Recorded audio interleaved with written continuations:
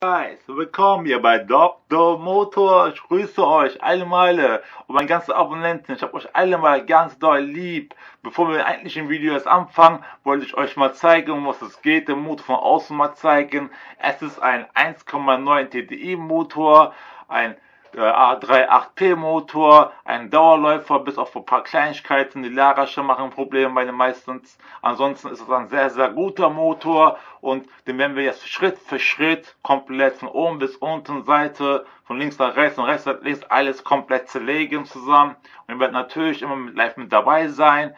Ich fange jetzt mal an damit. Wir fangen mit einem Öldeckel an und machen erstmal einen Öldeckel auf und dann nehmen wir die Schwinghebelachse raus mit dem Schwinghebel, also den Kipphebel, wie das manche von euch kennen, nehmen wir aus und nehmen wir oben alles schon frei, dann im nächsten Video die Nockenwelle, Zahnriemen und die Einspruchsdüsen ausbauen können. Nun hoffe ich, dass ihr Spaß habt, genießt es.